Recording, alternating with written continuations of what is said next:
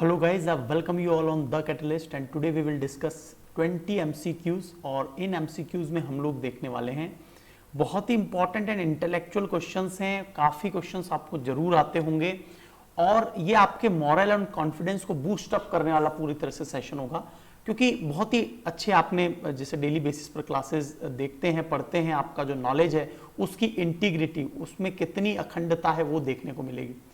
साथ ही साथ में मैं आपको एक सजेशन दूंगा कि जब इस प्रकार के एमसीक्यूज आते हैं और आपको लगता है कि this particular section is your Achilles heel, ये आपका कमजोर पक्ष है, तो उस सेक्शन को आप जरूर अपने नोट्स में, अपने वीडियोस में या फिर अपनी बुक में जाकर जरूर तलाशिए और उसको कॉन्सेप्चुअली पूरी तरह से अपने आप को स्ट्रॉन्ग कीजिए। जैसे फॉर एग्जांपल 20 क्वेश्चंस मैं डिस्कस करने वाला हूं। अब 20 में आपको पता चल जाए कि कहां आपकी कमी है, वेयर यू हैव एक्िलीज हील, कहां पर आपका जो है सबसे कमजोर पॉइंट है और उसी को क्या करें आप रेक्टिफाई करें। तो इसलिए क्या करें, बुक पर जाइए, जो सेक्शन कमजोर है उसे पूरा का पूरा जल्दी से कवर कर लीजिए और इस प्रकार से क्या है कुछ पॉइंट्स बनाते चला करिए ताकि एक फास्ट ट्रैक पे तैयारी भी हो सके। जिनकी पूरी तरह से रिवीजन सब कुछ हो चुका है उनके लिए मैं ये बात कह रहा हूं, ठीक है। चलिए, तो यहां पर हम लोग, और ये इस तरह से जो मैं आपको स्ट्रेटेजी बता रहा हूं ये हमेशा आप लोग अप्लाई किया कीजिए। 20 क्वेश्चंस होंगे। How many of you gave the correct, please tell me via mail. और पहला प्रश्न आपकी स्क्रीन पे आ चुका है। तो यहां पर प्रश्न है सेंसस, जनगणना से related. Every census in independent India from 1931 to 2011 has published data on scheduled caste, scheduled tribes, but not on other caste। तो बताइए आप कि क्या दूसरी कास्ट के ऊपर क्या डेटा पब्लिश नहीं हुआ 1931 से लेकर, और ये बोल रहे हैं every census in independent India, स्वतंत्र भारत में। बताइए। दूसरा पॉइंट है social economic and caste census SECC of 2011 was the first caste based census since 1931 census of India। तो आपको यहां पर बताना है कि कौन से स्टेटमेंट करेक्ट है। हमने बार बार इस पर बात की, बहुत अच्छा प्रश्न है और हम लोग इस पर फिर से एक बार डिटेल में डिस्कस करने वाले।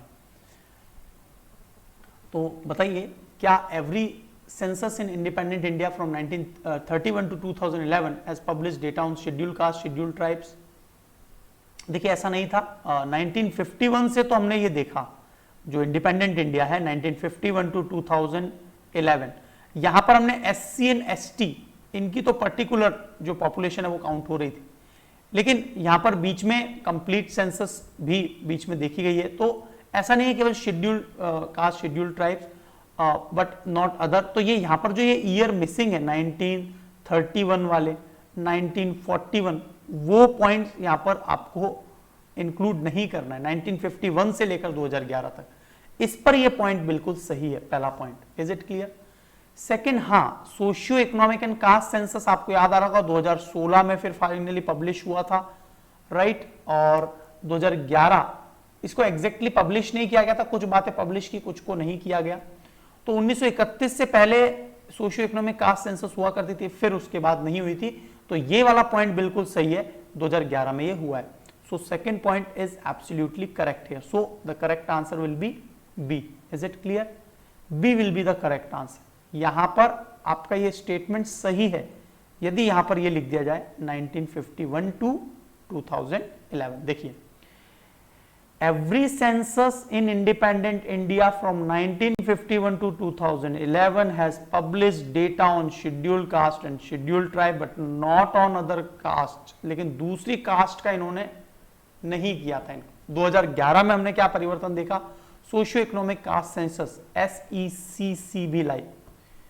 बिफोर दैट, उससे पहले सेंसस अंटिल 1931 उसने हैड डेटा ऑन कास्ट। तो 1931 से पहले कास्ट डेटा हुआ करते थे।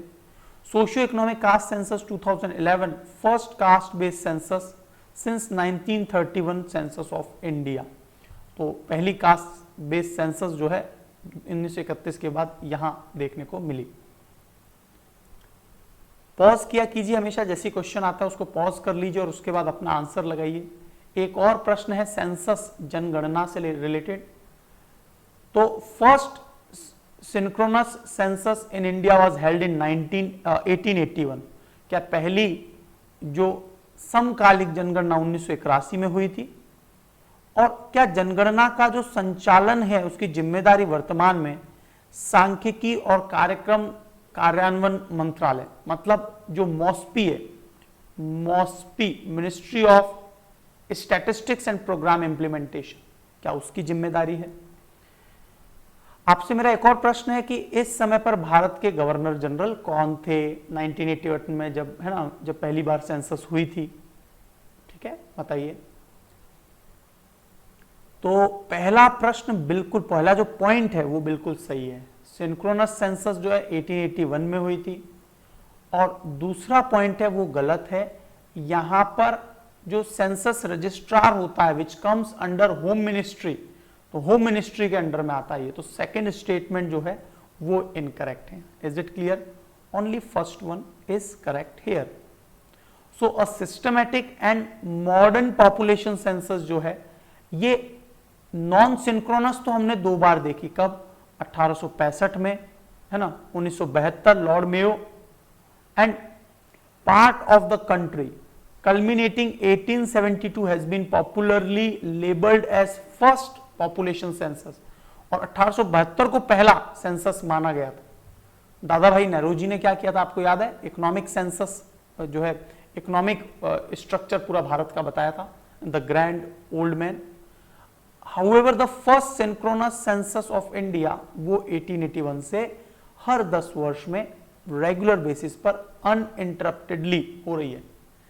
थोड़ा सा इंटरप्शन इस साल तो आया है, 2020 में ही स्टार्ट हो जाता है बेसिक ग्राउंड वर्क जनगणना का, पैंडेमिक आ गया, 2021 आ गया, अभी तक जनगणना का कोई प्रोसेस अभी स्टार्ट नहीं हुआ है। ये किसके अंडर में है भाई? बहुत इंपॉर्टेंट पॉइंट है, याद रखना हमेशा।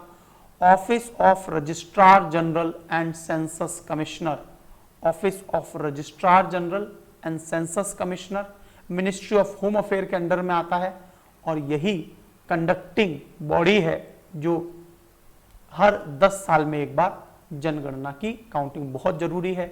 ये फिगर होंगे तभी तो पॉलिसी इंप्लीमेंटेशन फॉर्मुलेशन हो पाएगा। यस और नो?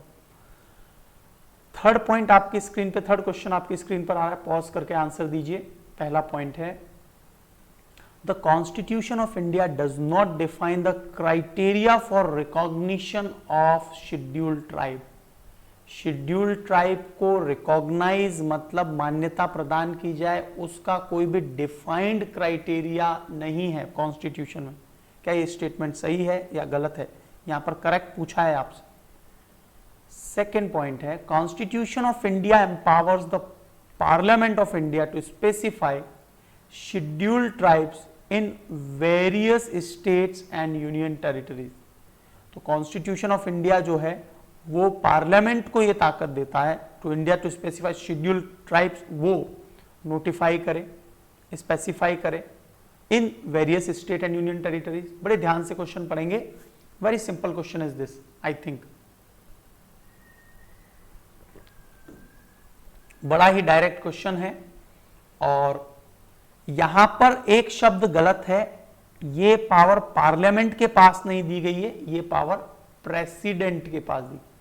प्रेसिडेंट ही तो, गवर्नर कुछ लिस्ट तैयार करते हैं, वहां के जो चीफ मिनिस्टर और वो पूरी वहां की कैबिनेट, और फिर वो गवर्नर के पास जाता है, गवर्नर फिर नोटिफाई करता है किसी भी क्षेत्र को कि वो ट्राइबल एरिया है या ट्राइबल पॉपुलेशन का पूरा कैलकुलेशन कि किस ट्राइब को एसटी में प्रवेश देना है।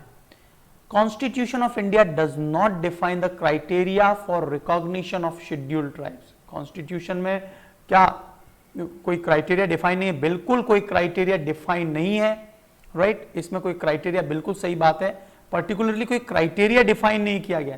कुछ बेसिक बातें जरूर बताई गई हैं और वो यहां पर आपको गिवन है। तो it does not define the criteria of recognition, किस आधार पर मान्यता देंगे ये नहीं बताया गया। लेकिन हां, the constitution only provides process to define scheduled tribe, कि आप रिकॉग्निशन को नहीं बताया क्या है, लेकिन शेड्यूल्ड ट्राइब की डेफिनेशन डिफाइन किया गया है, वो एक बेसिस क्लॉज के तौर पर जाना जाता है। तो आर्टिकल 366(25) याद रखिए आर्टिकल 366(2)(5) ये प्रोवाइड करता है process to define scheduled tribes. Scheduled tribes means such tribe और ट्राइबल कम्युनिटीज और part of group which such tribes or tribal communities as are deemed under article 342 जो 342 में deemed हैं प्रवेश की कराई गई scheduled tribes for the purpose of the constitution। और 342(1) क्या कहता है, president may with the respect to any state union territory where it is a state after consultation of governor, यही मैं बोल रहा था आपको, गवर्नर से कंसल्टेशन करने के बाद बाय पब्लिक नोटिफिकेशन वो ट्राइब या ट्राइब्स या फिर ट्राइबल कम्युनिटी को पार्ट बना सकते हैं with respect to the scheduled tribe relation on in that state और union territory. Constitution empowers the president to specify scheduled tribe in various state and union territories. Further, it is permit parliament और president के पास ये ताकत होती है कि वो specify कर पाते हैं शेड्यूल्ड ट्राइब को और उन्हें और ज्यादा नोटिफाई करने के लिए पार्लियामेंट जो है उनको समय समय पर मॉडिफिकेशन कर सकती है। तो ये कुछ पॉइंट्स हैं जो आपको जरूर याद रखने हैं। तो एक बार रफली आप एक बार फिर से अच्छे से इन चीजों को पॉइंट्स को देख लीजिए। Is it clear? रिवीजन के समय आप लोग प्रॉपर रिवीजन करिए ताकि आपको क्लैरिटी और अच्छे से क्लैरिटी दिखाई दे। चलिए अब हम लोग बात कर रहे हैं नेक्स्ट क्वेश्चन पर आ रहे हैं, बहुत ही इंपॉर्टेंट, हमने बार बार डिस्कस किया था मेकेदाटू प्रोजेक्ट और कावेरी रिवर डिस्प्यूट, आपको पता ही है कावेरी ट्रिब्यूनल। मेकेदाटू क्या एक मल्टीपर्पस ड्रिंकिंग और पावर प्रोजेक्ट है? क्या इट इन्वॉल्व्स करता है building a balancing reservoir at confluence of the river Kaveri and Arkavathi river? हमने बहुत अच्छे से डिस्कस किया, इसको बताइए मेकेदाटू प्रोजेक्ट क्या स्टेटमेंट सही है? बहुत ही सिंपल क्वेश्चन है, दोनों स्टेटमेंट बिल्कुल सही है, दोनों के संगम पर है अर्कावती और कावेरी के, और ये मल्टीपर्पज प्रोजेक्ट है, 100 किलोमीटर दूर है बेंगलुरु से और पेयजल की सुविधा उसे प्रदान करता है। तो both the statement are absolutely correct here. Mekedatu is the multipurpose and both the statement. Is it clear? चलिए अगला प्रश्न है regarding Kaveri river, it originates at a place of Ambutirtha in the state of Karnataka. क्या ये अंबुतीर्थ नाम की जगह पर से निकलती है?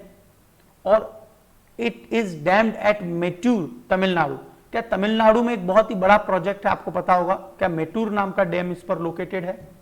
एक अच्छा प्रश्न है, बताइए क्या अंबुतीर्थ से कावेरी निकलती है? Can you recall that? ये तो बात सबको पता है, वेस्टर्न घाट से निकलती है, कर्नाटका से निकलती है, बताइए क्या है सही? इट कम्स फ्रॉम ताला कावेरी, ताला कावेरी नाम की जगह से निकलती है, तो ये पॉइंट गलत है, not Ambutirtha. And second point is absolutely correct, Mettur जो डैम है वो तमिलनाडु में है। Is it clear? So B is the correct answer here, right. Kaveri river rise at Tala Kaveri in Brahmagiri range, ये याद रखना, ब्रह्मगिरी पर्वत श्रृंखला से, वेस्टर्न घाट से, जो कि कोडागू जो जिला है, कोडागू, राइट। तो ये बता दीजिए कोडागू जिला क्यों फेमस है ना? मिनरल्स कौन सी माइंस हैं कोडागू में, क्यों फेमस है बताइए? स्टेट ऑफ कर्नाटका में। And Mettur dam is one of the largest dam in India and largest in Tamil Nadu across river Kaveri. जो मैं प्रश्न बोलता हूं उसके लिए आप एक कॉपी अलग से रखा कीजिए, वहां पर क्वेश्चन शॉर्ट में लिख दिया कीजिए, और फिर क्या है उसका answer at the end of this session वो आप एक बार जल्दी से सर्च कर लिया कीजिए। Is it clear? बहुत ही अच्छा प्रश्न आर्टिकल 110 से रिलेटेड आ रहा है। 2 points had been asked here, money bill and second one is financial bill। तो शॉर्ट नोट लिख दीजिए, मनी बिल और फाइनेंशियल बिल में डिफरेंस क्या है, उनके बेसिक पॉइंट्स बता दीजिए। पहला पॉइंट बोल रहा है कि a bill is set to be money bill, ये जरूर आप देख लेना, मनी बिल फाइनेंशियल बिल बहुत ही इंपॉर्टेंट होते हैं क्वेश्चन ये। A bill is set to be money bill if it only contains provision related to taxation से रिलेटेड हो, borrowing of money by government, यदि सरकार कुछ खरीद रही है, बोरो कर रही है, उधार ले रही है, एक्सपेंडिचर फ्रॉम और receipt to the contingency fund of India, जो आकस्मिक निधि है उससे कुछ भी लेना है, देना है, सबमिट करना है, वो सारी चीजें टैक्सेशन वाला। क्या पहला पॉइंट सही है? ध्यान से पढ़िए। A bill that contains some provision related to taxation and expenditure and additionally contains provision related to any matter is called financial bill। बताइए, ध्यान से पढ़िए। हिंदी इंग्लिश में भी आपको दिया हुआ है, हिंदी में भी दिया हुआ है। वित्तीय बिल जो है धन विधेयक और वित्त विधेयक आर्टिकल 110 में ही आते हैं। देखिए यहां पर पहला पॉइंट बिल्कुल सही चल रहा है, लेकिन ये लास्ट में गलती हो गई। कॉन्टीजेंसी फंड तो आकस्मिक निधि होती है, जबकि आकस्मिक निधि तो जब कोई डिजास्टर वगैरह आता है तो उसमें से है ना गवर्नमेंट जल्दी से पैसा निकाल सके। मनी बिल वगैरह को तो पास करवाना पड़ता है, तो बहुत समय लग जाता है। अब भारत में यदि आपदा आएगी तो क्या हम लोग पार्लियामेंट सेशन करके निकालेंगे पैसा? तो कॉन्टीजेंसी फंड नहीं, कंसोलिडेटेड फंड आएगा यहाँ, संचित निधि जो है भारत की, जिसमें भारत का सारा पैसा रहता है, तो वहां पर टैक्सेशन, बोरोइंग एटसेट्रा। तो बिल्कुल पहला point is absolutely incorrect, contingency नहीं कंसोलिडेट आएगा। सेकेंड पॉइंट है a bill that contains some provision related to taxation and expenditure and additionally contain provision related to any matter called financial bill. तो यहां पर ये पॉइंट बिल्कुल सही है। फाइनेंशियल बिल जो है वो या तो स्पेशली ये बजट से रिलेटेड होता है, बजट का मतलब या तो एक्सपेंडिचर या फिर रेवेन्यू, तो उससे कोई भी संबंधित चीज है तो वो फाइनेंशियल वित्त विधेयक है, दोनों 110 में है। Is it clear? तो यहां पर अब सबसे पहले बात क्या है, हमने एक गलती की है कि हमने ध्यान ही नहीं दिया, हमको नीचे क्या पूछा गया था, नॉट करेक्ट पूछा है। तो ये पहला पॉइंट जो है वो इनकरेक्ट है, तो यहां पर ये तो करेक्ट है, तो यहां पर ओनली 1 आएगा। लेट्स सी क्या होता है आंसर। आंसर आना चाहिए A, yes. Is it clear? Not correct पूछा था, पहला वाला गलत था, इसीलिए आंसर 1 बन गया। चलिए यहां पर पूरा डिटेल में इस प्रकार के कंटेंट आप जरूर पढ़िए, जो भी मनी बिल आ रहा है, मनी बिल, फाइनेंशियल बिल, इनको डिटेल में देखिए, डिफरेंस देखिए दोनों के। आर्टिकल 110(1) में कॉन्स्टिट्यूशन में ये मनी बिल का प्रोविजन दिया गया है, जिसमें किसी भी प्रकार के टैक्स में इम्पोजिशन, एबोलिशन मतलब उसको हटाना, रेमिट कम करना, उसमें अल्टरनेट करना, कोई रेगुलेशन करना, या फिर regulation and borrowing by government and custody जो है consolidated fund and contingency fund of India की, payment into withdraw from these fund, इनसे विड्रॉ करना वगैरह। एप्रोप्रिएशन ऑफ मनी, जब एप्रोप्रिएशन की बात करते हैं तो कंसोलिडेटेड फंड से, declaring expenditure and expenditure to be expenditure charged on the consolidated fund of India, receipt of money and तो ये सभी consolidated fund of India की बात है। Is it clear? तो यहां पर ये पॉइंट्स आपको याद रखने, consolidated fund of India होता तो बात सही रहती। कस्टडी मतलब, कस्टडी का मतलब क्या? Custody of contingency and consolidated and contingency fund of India, payment into and withdrawal from this fund, तो उनसे पैसा निकालने करने में यहां पर मनी ही बिल आएगा। फाइनेंशियल बिल में मेनली हम लोग बजट स्पेसिफाइड आर्टिकल जो है 110A to G, ये फाइनेंशियल बिल की बात करते हैं, जिसमें रेवेन्यू एंड एक्सपेंडिचर की जो बात आती है, तो है ना, तो मनी बिल एक specific type of financial bill ही है। मनी बिल एक प्रकार का वित्तीय बिल ही है, ठीक है। तो मनी बिल वित्तीय बिल में ही आता है, तो फाइनेंस मनी बिल का प्रोविजन 110 में याद रखेंगे, ठीक है। चलिए एक कंप्लीट क्वेश्चन आपके स्क्रीन पर है, बहुत ही इंपॉर्टेंट स्कीम, समग्र शिक्षा स्कीम, समग्र शिक्षा अभियान जो है उसके बारे में क्या कथन यहां पर करेक्ट हैं, सही हैं। तो पहला पॉइंट है bringing social and gender gaps in school education, sorry not bringing, bringing से तो उल्टा हो गया क्वेश्चन, ब्रिजिंग है। ब्रिजिंग का मतलब कम करना, ब्रिज करना, गैप को खत्म करना, जो जेंडर गैप है और सोशल गैप्स है उनको कम किया जाए। क्या ये एक उद्देश्य है समग्र शिक्षा स्कीम का, है ना? उद्देश्य पूछा, objectives. Ensure the equity and inclusion of at all the level of school education, सब लेवल पर इक्विटी हो, इंक्लूजन समावेशी हो। थर्ड पॉइंट है support state in implementation of right of children to free and compulsory education, कि सभी बच्चों को 2009 का जो आरटीई एक्ट है उसके तहत सभी बच्चों को एजुकेशन मिले, फ्री एजुकेशन एंड कंपल्सरी हो, मतलब सभी को स्कूल आना है। उसके लिए मिड डे मील भी प्रोग्राम किया हुआ है ताकि और ज्यादा ल्यूक्रेट हो सके बच्चे, न्यूट्रिशनल लेवल भी अच्छा हो रहा है। फोर्थ पॉइंट है strengthening and upgradation of SCERTs, state institution and DIET as nodal agency for teacher training, तो टीचर ट्रेनिंग में भी इंप्रोवाइज किया जाए। बताइए क्या क्या उद्देश्य हैं समग्र शिक्षा अभियान के? 1 2 3 4 पॉइंट्स आर गिवन हियर, बताइए। पॉज कर लीजिए और बताइए क्या आंसर सही है। 1 2 3 है, 1 2 2 4 है, बताइए। So basically all these 4 points are absolutely correct. तो ये आपके लिए एक कंप्लीट क्वेश्चन के तौर पे काम कर रहा है। समग्र शिक्षा अभियान मतलब ये चारों पॉइंट आपको याद रखने हैं, you have to learn by heart, है ना? देख लीजिए 1 2 3 4, इज इट क्लियर? चलिए, मेजर ऑब्जेक्टिव्स क्या हैं? मेजर ऑब्जेक्टिव ऑफ स्कीम, ये सब हमने ऑलरेडी देख लिया है। जेंडर गैप को कम करना, मिनिमम स्टैंडर्ड स्कूलिंग प्रोविजन को मेंटेन रखना, एंश्योर इक्विटी एंड इंक्लूजन हो, है ना? प्रोमोटिंग वोकेशनलाइजेशन ऑफ एजुकेशन, मतलब लोगों को नौकरी प्रद शिक्षा मिले। SCERTs, state institution nodal agency, वहां पर टीचर ट्रेनिंग प्रोग्राम प्रॉपर हो।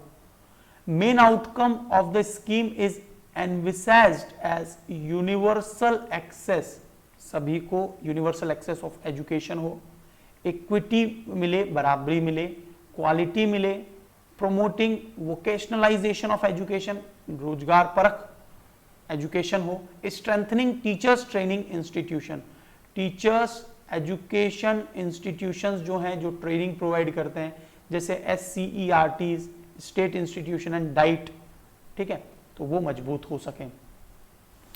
ज्योग्राफी से रिलेटेड एक बहुत ही अच्छा प्रश्न आया है, बहुत ज्यादा चर्चा में था, हमने डिस्कस भी किया था अगलेगा आइलैंड के बारे में। आप बताइए, मुझे बताइए क्यों अगलेगा आइलैंड चर्चा में था? We have discuss that, can you recall और नॉट? बताइए क्या आप याद कर पा रहे हैं? उसके बाद है assumption island, Mauritius and Seychelles. तो अगलेगा यहां पर पूछा गया साउथ से नॉर्थ में जाते हुए, तो साउथ से नॉर्थ का मतलब जो सबसे साउथवर्ड है वो सबसे पहले आएगा। उसके बाद मान लीजिए इस प्रकार से जो नॉर्थवर्ड, मान लो श्रीलंका सबसे ऊपर, श्रीलंका इसमें दिया नहीं है बट फॉर एन एग्जांपल, ठीक है। तो अगलेगा island, assumption island, Mauritius and Seychelles, बताइए। साउथ से नॉर्थ पोजीशन को जमाइए और इसीलिए याद रखना मैप इज वेरी इंपॉर्टेंट। आपको बहुत से एंगल पर एलिमिनेट करते हुए मैप को जरूर देखना है। अच्छा, सबसे पहले बता दीजिए जो हमने पढ़ा भी है, अगलेगा island is the part of which? अगलेगा island किसका पार्ट है? मॉरिशस का पार्ट। Is it clear?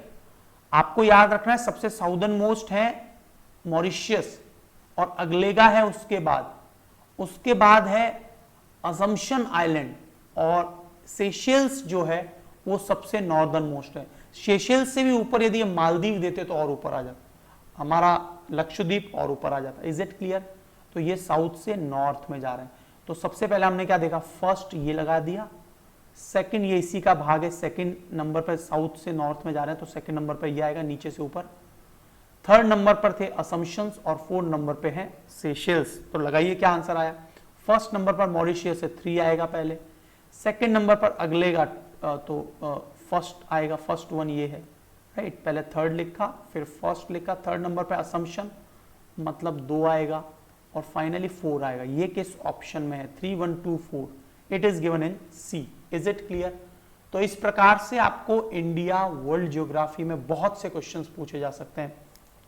देशों की बाउंड्री, उनसे कौन कौन सी देश लग रहे हैं और बहुत ही अलग अलग पर्सपेक्टिव में प्रश्न पूछे जा सकते हैं, ठीक है। देख लीजिए, मॉरिशस यहां है, अगलेगा यहां है, मेडागास्कर यहां है, असम्पशन आइलैंड देखिए सबसे साउदर्न मोस्ट ये है, उसके बाद ये है, फिर असम्पशन है, डिएगो गार्शियो अगलेगा और इसके बीच में डिएगो गार्शियो किसका पार्ट है बताइए, यूनाइटेड किंगडम का, 30 साल के लिए लीज पर अभी यूएसए के साथ चल रहा है ना, बहुत ही इंपॉर्टेंट पॉइंट है। और सेशेल्स आएगा पहले, सेशेल्स से आप देखिए थोड़ा सा और नॉर्थवर्ड आपको मालदीव दिखेगा और यहां पर ये लक्षद्वीप है। तो यदि मालदीव होता तो मालदीव 5th नंबर पे आता, ठीक है, देख लीजिए।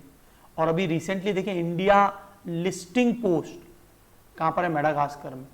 एक एमओयू साइन हुआ है सेशेल्स से to build up airstrip and docking facility, और यहां पर memorandum of understanding Mauritius to build airstrip and docking facility, इसको मना कर दिया था मॉरिशस ने, क्या इसीलिए तो चर्चा में था। अगलेगा क्यों चर्चा में था कि भाई उन्होंने बोला कि नहीं, मॉरिशस ने कि भाई हम लोग ऐसा कुछ नहीं कर रहे हैं। अभी आपने रिसेंटली एक और खबर सुनी होगी, भारत एक जो हमने डिस्कस भी किया, 3500 करोड़ रुपए, 3500 करोड़ रुपए, लगभग 500 मिलियन डॉलर, ठीक है, मिलियन डॉलर के करीब ये अमाउंट है। और ये 3 जो इनके इंपॉर्टेंट शहर हैं, क्योंकि माले जो राजधानी है, सॉरी मैं माफी चाहता हूं, ये मॉरिशस की बात नहीं कर रहे हैं, मालदीव पर बात कर रहा हूं। मालदीव पर एक बात बहुत अच्छे से चर्चा में थी, ये मॉरिशस ने भी कैंसिल किया है कि भाई अगलेगा में हम लोग आपको कुछ नहीं दे रहे हैं, ऐसा कुछ। मालदीव के अंदर जो माले है और उसके आसपास के जो 2 शहर हैं उसको कनेक्ट कर रहे हैं हम लोग ब्रिज की मदद से। Is it clear? Male is one of the city जो क्या है, बहुत ही ज्यादा कंजेशन वाली है, बहुत ही ज्यादा डेंसिटी है वहां। तो अगला प्रश्न आ गया आपके सामने, देखिए, Diego Garcia is overseas territory of United Kingdom. UK की ये एक ओवरसीज टेरिटरी है, क्या सही है या नहीं बताइए। It is situated just north of the equator, equator के नॉर्थ में है, मतलब ये यदि 0 है तो डिएगो गार्शियो नॉर्थ में या साउथ में, थोड़ा सा प्रेडिक्ट कीजिए, अभी आपने मैप देखा था, बताइए क्या सही है पॉइंट डिएगो गार्शियो के बारे में। नो डाउट पहला पॉइंट तो बिल्कुल सही है, पहला पॉइंट सही है, तो ये सही हो सकता है या फिर ये हो सकता है, ये दोनों तो हो ही नहीं सकते हैं, आंसर 50-50 हो गया। अब ये उत्तर में नहीं है, डिएगो गार्शियो दक्षिण में पड़ता है, मैप में देखिए, देखिए ये 0 लाइन चल रही है, इक्वेटर चल रहा है, आर्क्यूपेलागो चागोस आर्क्यूपेलागो में से एक डिएगो गार्शियो है आइलैंड, ये यूएसए को दिया हुआ है। चागोस आइलैंड जो है ना, ये पूरा हिस्सा है यूनाइटेड किंगडम का। Is it clear? Chagos island याद रखना। It is a militarized atoll. Atoll क्या होते हैं? वे द्वीप समूह जो कोरल रीफ से बने होते हैं और धीरे धीरे ऊपर उठते हुए चले जाते हैं। जूजेंथेले और वो जो जीव हैं वो कैल्शियम कार्बोनेट की चट्टान बनाते चले जाते हैं और वो द्वीप बनते हैं, जैसे हमारा लक्षद्वीप भी बने, वो भी it is a type of atoll, ठीक है। 3 टाइप की मुझे आपको बतानी है, 3 टाइप्स ऑफ, जरूर ये प्रश्न नोट करते हुए चलिए, 3 types of barrier, 3 types of reef, जो प्रवाल भित्तियां हैं वो बताइए, उनका डिटेल जरूर जो है मेल कर दीजिए। It is a island of British Indian ocean territory, overseas territory of United kingdom, बिल्कुल ठीक है। चलिए नेक्स्ट क्वेश्चन है आपकी स्क्रीन पर, with reference to India's geosynchronous satellite launch vehicle GSLV अभी असफल हो गया था। कौन सा असफल हुआ था भाई? GSLV second. बहुत अच्छा प्रश्न है, आपको 2-3 बातें यहां पर अच्छे से सीखने को मिलेंगी। और GSLV में चलिए पहले क्वेश्चन देख लेते हैं, पॉज कर लीजिए, आप लोग अपने आंसर दीजिए। फर्स्ट, सेकंड, थर्ड पॉइंट है। पहला बोल रहा है it is partially reusable space launch vehicle. क्या पार्शियली रीयूजेबल है ये? बताइए है या नहीं है। Designed, developed and operated by ISRO, क्या सही है। 3 स्टेज का ये है और इसका लिफ्ट ऑफ मास 420 टन के वजन के बराबर, क्या ये बात सही है। It has been design mainly to deliver earth observation और रिमोट सेंसिंग सैटेलाइट। तो क्या इनका मेनली काम अर्थ ऑब्जर्वेशन सैटेलाइट या रिमोट सेंसिंग सैटेलाइट को ही भेजना है? बताइए, बहुत ही सिंपल और अच्छा प्रश्न है ये। देखिए पहला पॉइंट बिल्कुल असत्य है, क्योंकि ये रीयूज किया ही नहीं जा सकता, पार्शियली वाला कोई केस नहीं है। लेकिन हाँ, इसरो वगैरह ने डिजाइन किया है, सब कुछ ठीक है। ये लगभग 420 टन वजनी है। और ये जो बात की जा रही है ना, ये जीएसएलवी सेकंड के बारे में बात की जा रही है। जीएसएलवी सेकंड भी 3 स्टेज्ड है, जीएसएलवी थर्ड भी क्या है, 3 स्टेज लॉन्च व्हीकल। लेकिन एक अंतर है, बेसिक अंतर क्या, कि जो फर्स्ट स्टेज है जीएसएलवी सेकंड की, उसमें स्ट्रैप ऑन मोटर्स लगी हुई हैं और ये 4 स्ट्रैप ऑन मोटर्स, जबकि जीएसएलवी थर्ड में क्या है, 2 strap on motor, 2 strap on, और वही फर्स्ट स्टेज का काम करता है। सॉलिड फ्यूल है उसमें, ठीक है। और 49 पॉइंट समथिंग इसकी लेंथ है, 49 मीटर के करीब।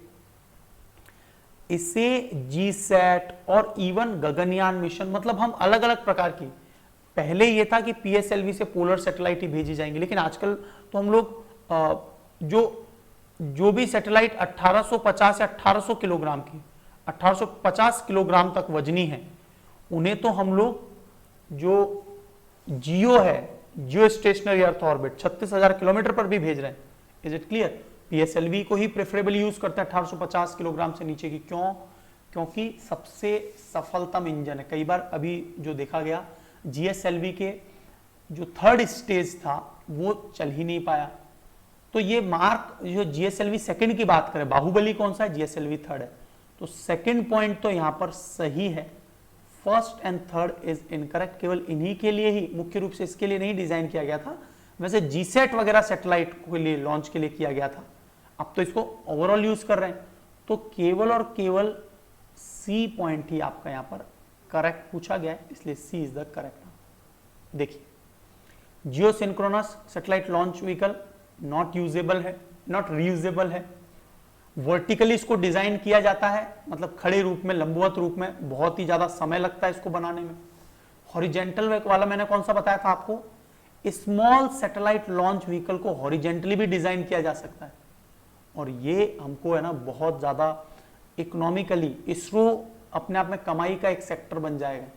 एसएसएलवी पर हम बहुत तेजी से काम कर रहे हैं, ठीक है। रीयूजेबल लॉन्च व्हीकल पे, अवतार पे हम लोग काम कर रहे हैं, ठीक है। तो 3 स्टेज व्हीकल है, और फर्स्ट स्टेज जो है S139 सॉलिड बूस्टर और 138 टन का प्रोपेलेंट है, जबकि 4 इसके साथ स्ट्रैप ऑन मोटर्स भी है। फिर सेकंड स्टेज जो है, स्ट्रैप ऑन मोटर का मतलब अलग से इसको पुश देने के लिए, ठीक है, पलायन वेग को, एस्केप वेलोसिटी को खत्म करने के लिए, मतलब बहुत तेजी से पावर चाहिए होता है शुरुआती रूप में, गति प्रदान हो जाए एक बार। 40 टन के 4 इसमें स्ट्रैप ऑन मोटर्स होते हैं, लेकिन वहां पर 2 ही पहले ही स्टेज वो मोटर्स के तौर पे। अपर स्टेज जो है वो CUS है, और इसमें 15 टन क्रायोजेनिक प्रोपेलेंट है। जीएसएलवी थर्ड में 25 C25 यूनिट कहलाती है, जीएसएलवी थर्ड में, ठीक है, C25 मतलब 25 टन। PSLV design mainly to deliver earth observation satellite, ये उल्टा लिख दिया था इन्होंने, पीएसएलवी का अर्थ ऑब्जर्वेशन के लिए डिजाइन किया गया था। आजकल तो दोनों में यूज हो रहा है। वैसे ही जीएसएलवी को डिजाइन किया गया था लॉन्चिंग कम्युनिकेशन सैटेलाइट, जो जीसैट, भारी भरकम सैटेलाइट होती है, ठीक है, 2-2, 3-3, 4-4 हजार किलोग्राम। चलिए, और जियो सिंक्रोनस अर्थ ऑर्बिट में से भेजा जाता है। हमने करंट अफेयर में देखा था एक व्यक्ति को, आपको याद आ रहा है, अवनिंद्रनाथ टैगोर। कौन थे भाई ये? रविंद्रनाथ टैगोर के भतीजे। और इंडियन आर्ट एंड कल्चर के बारे में जो कंट्रीब्यूशन है इनका, उसके लिए 3 पॉइंट दिए गए हैं। History and art and culture से रिलेटेड है ये topic. He was a principal artist and creator of Indian society of oriental art. क्या वो प्रिंसिपल आर्टिस्ट थे? He modernized the Mughal and Rajput style to counter the influence of Western models of art. क्या उन्होंने Mughal and Rajput style को modernise किया, मतलब नवीनतम बनाया, ताकि वेस्टर्न मॉडल्स जो हैं वो आर्ट्स ना आ पाए, इतना प्रॉस्पर नहीं हो पाए। In later works Tagore started integrating Chinese and Japanese calligraphy. Calligraphy का मतलब जो ब्यूटीफुली हैंड राइटिंग्स होती हैं, ट्रेडिशन इनटू हिज स्टाइल। बताइए क्या पॉइंट सही है यहाँ पर अवनिंद्रनाथ टैगोर के बारे में?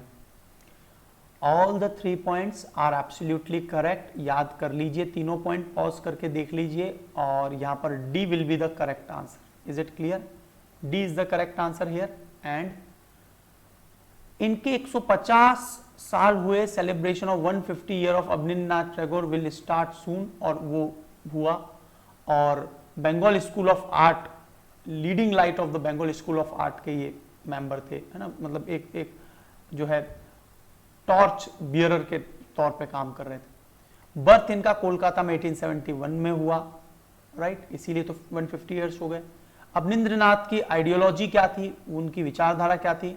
Abanindranath receive training in European and academic style of European artist, and nationalism उन्होंने बहुत ज्यादा प्रॉस्पर किया 19वीं शताब्दी में। Japanese philosopher and aesthetician Okakura Kakuzo in Kolkata 1902 में उन्होंने विजिट किया, उनसे इंस्पायर हुए। और पेंटिंग इमेजेस हिस्टोरिकल, आपको भारत माता, जो ये भारत माता की तस्वीर है वो बहुत फेमस थी, वो इन्होंने डिजाइन की। ठीक है, तो ये सारे पॉइंट्स हमने देख लिए। और पैन एशिया आर्टिस्टिक ट्रेडिशन, मतलब पूरे एशिया में एक जैसा आर्टिस्टिक ट्रेडिशन जो है ना, मतलब केवल भारत में नहीं, एशिया में स्पिरिचुअल कल्चर हो, ईस्टर्न आर्टिस्टिक एलिमेंट्स, मतलब बहुत ही ज्यादा उन्होंने चीजों को मर्ज करने की कोशिश की है। ठीक है, और प्रेफरेबली इंडियन पेंटिंग्स को जो इन्होंने, ठीक है। चलिए अगला प्रश्न आ रहा है, पब्लिक अकाउंट कमेटी, बहुत बहुत इंपॉर्टेंट इंस्टीट्यूशन कमेटी है ये, पार्लियामेंट में होती है। क्या काम है भाई इसका बताइए? It was first set up in 1921 in the wake of Montagu Chelmsford reform. पहली बार क्या 1921 में मॉन्टेग्यू चैम्सफोर्ड रिफॉर्म के से संबंधित ये बनाई गई थी। The term office of member of the committee does not exceed 1 year at a time. एक साल में एक साल से ज्यादा समय तक इनके मेंबर्स का टर्न नहीं होता है, टर्म जो होता है पूरा। Chairman of the committee is appointed by the speaker from amongst the member and he is invariably from the ruling party. बहुत ही सिंपल क्वेश्चन है, आपको सबको याद आ रहा होगा। 22 मेंबर्स होते हैं, याद आ रहा है? अब याद आ गया होगा, नहीं भी आया होगा तो। 15 लोकसभा से होते हैं, 7 राज्यसभा से होते हैं। Public account committee is the most important committee जो खाते का पूरा नजर रखती है।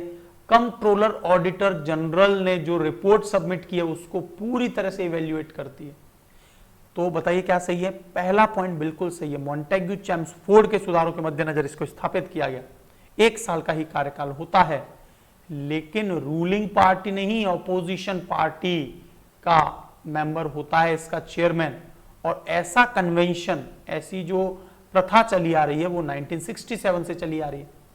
तो इसीलिए थर्ड को इनकरेक्ट काट दीजिए, incorrect, incorrect and incorrect. So which one will be the correct? A. Is it clear? A is the correct. 19, ये पहला पॉइंट एकदम क्लियर है। PSC form every year, 22 members, 15 from Lok Sabha, 7 from Rajya Sabha. 1 साल का कार्यकाल।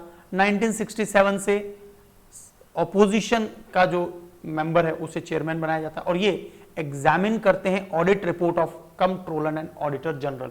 कंट्रोलर एंड ऑडिटर जनरल के बारे में शॉर्ट नोट लिख दीजिए, किस आर्टिकल से किस आर्टिकल तक ये होते हैं, है ना, इंडियन कॉन्स्टिट्यूशन। बहुत ज्यादा चर्चा में था ट्विटर का विवाद भारत इंडियन गवर्नमेंट के साथ में।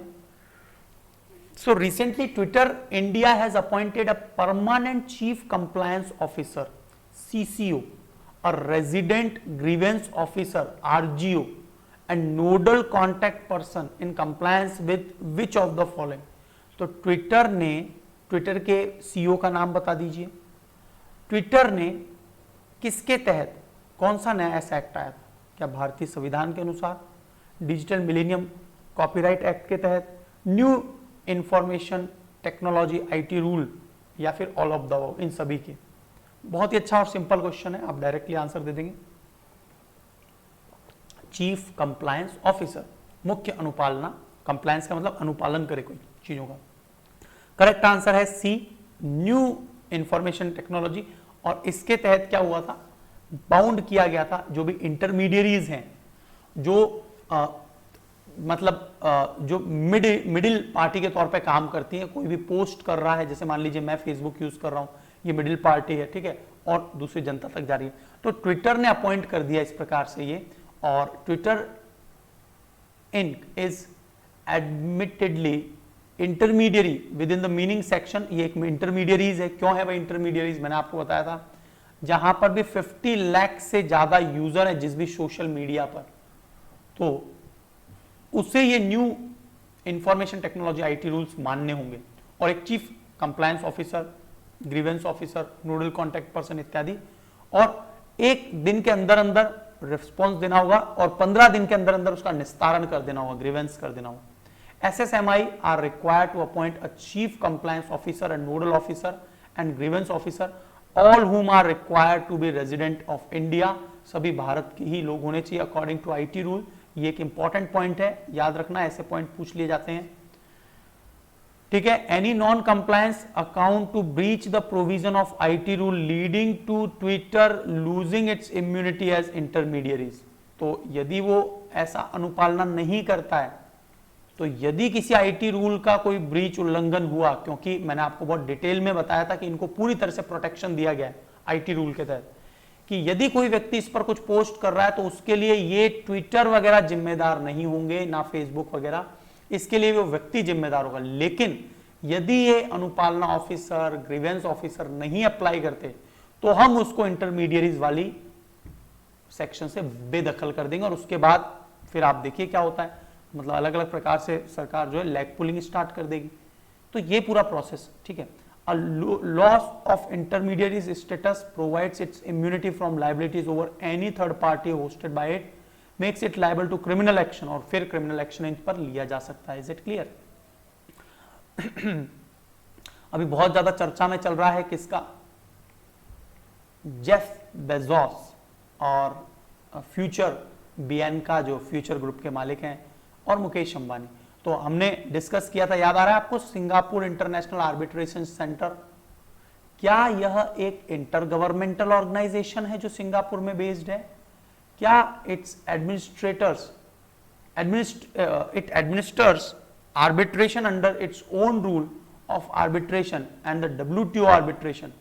क्या ये WTO आर्बिट्रेशन के अंडर में मतलब मध्यस्थता?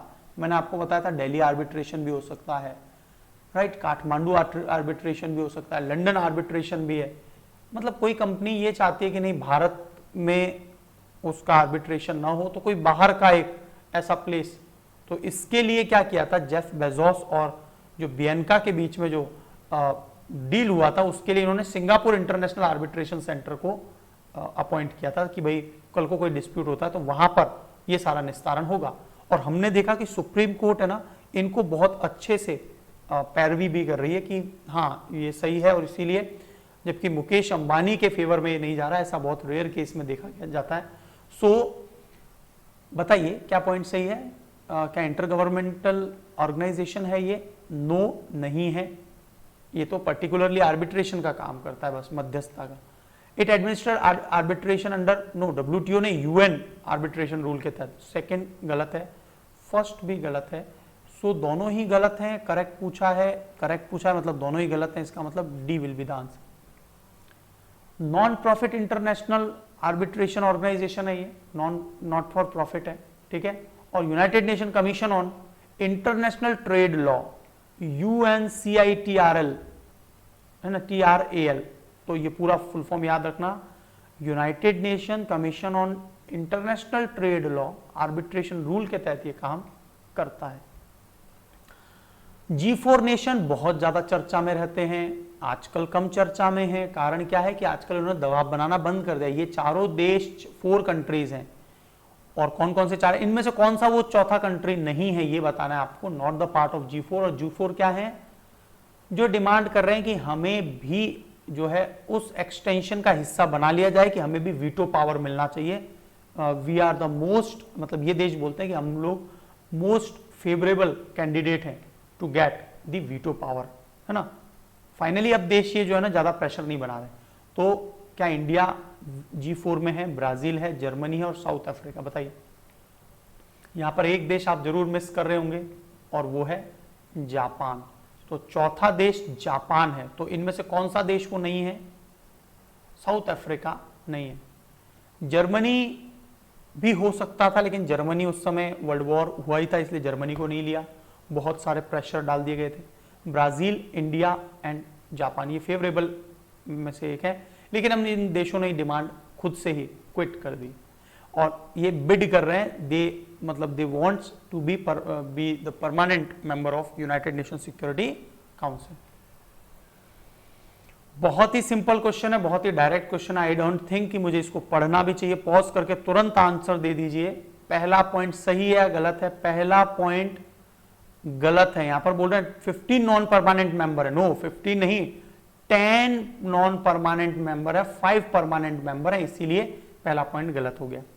हाँ, Russia, UK, China, France and United States ये दोनों परमानेंट मेंबर है। Second point is correct, first is incorrect, only B will be the correct answer. Is it clear? आज कैसा लग रहा है क्वेश्चंस आपको? कर पा रहे हैं या नहीं कर पा रहे? सो जरूर आंसर दीजिए। और बहुत से क्वेश्चंस पीडीएफ को भी एक बार रिवाइज करिए एग्जाम से पहले। 5 परमानेंट मेंबर ये सब ठीक है, आपको पता ही है सब कुछ, ठीक है, वीटो पावरफुल वगैरह, ठीक है। चलिए अगला प्रश्न आ रहा है, Lebanon is bombard by Syria to north and east. तो लेबनान की सीमा उत्तर पूर्व से इजराइल, एक मिनट, सॉरी, मैं बॉम्बार्ड में बाय मिस्टेक मैंने गलत बोल दिया। Lebanon is bordered by Syria, मतलब सीरिया से बॉर्डर लगाता है, to the north and east, north और ईस्ट में सीरिया से बॉर्डर शेयर करता है, जबकि इजराइल जो है उससे लेबनान जो देश है वो साउथ में शेयर करता है। बहुत चर्चा में था भी लेबनान, आपको याद आ रहा होगा। लेबनान, हिजबुल्लाह, उन्होंने अटैक किया था, बहुत सी मिसाइल फायर की, राइट। अभी हाल ही में जो ये पद परिवर्तन हुआ था इजराइल के जो प्राइम मिनिस्टर वगैरह के चेंज हुए। Beirut is a capital of largest city of Lebanon. तो क्या बेरूत सबसे बड़ा शहर है लेबनान का, कैपिटल और लार्जेस्ट सिटी?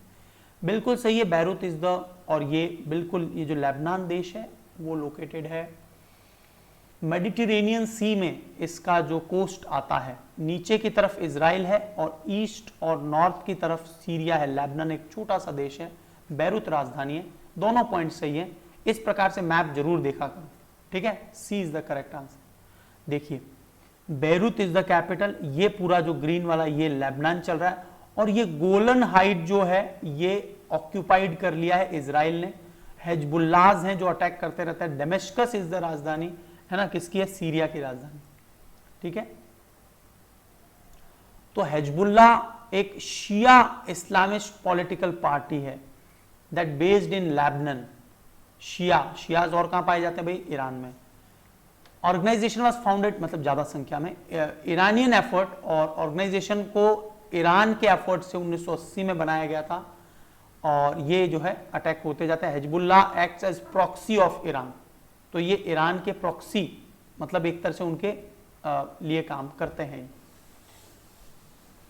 बहुत ही अच्छा प्रश्न। और अब आ रहा है आपके सामने नेशनल पार्क्स वगैरह से रिलेटेड क्वेश्चन है।